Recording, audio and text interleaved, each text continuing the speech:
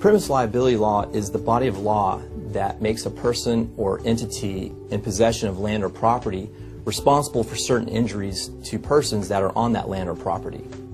Slip and fall injuries can occur in public or private places. We typically see them in my practice in both supermarkets, grocery stores, theme parks, malls, pretty much wherever there's a defective condition or hazardous condition in which my client falls. Typically, my practice sees injuries that may require surgery or may not require surgery.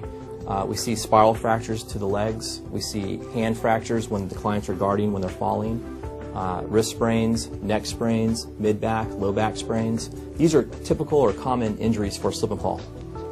Typically, an injured person is going to need to prove 3 items to be successful on a slip and fall case.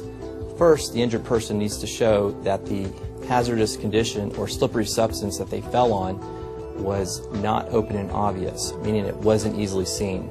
The second item that an injured person needs to prove is that the hazard or slippery substance that they slipped on was within the control or dominion of the defendant, the person who was at fault for the injury. And the third item is notice. The injured person needs to prove that the person who caused the injury had notice of the dangerous condition and did nothing to remedy it. And they either had actual notice of that slippery substance or hazardous condition, or they had constructive notice of it.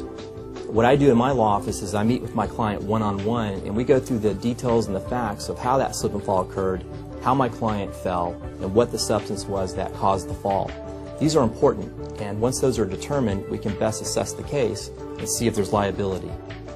All of my legal work is done on a contingency fee basis, which means that if I don't win a case, my client doesn't pay me. So if I don't recover, I don't charge my client for my time, effort, fees, or costs. This makes it a no financial risk to the client.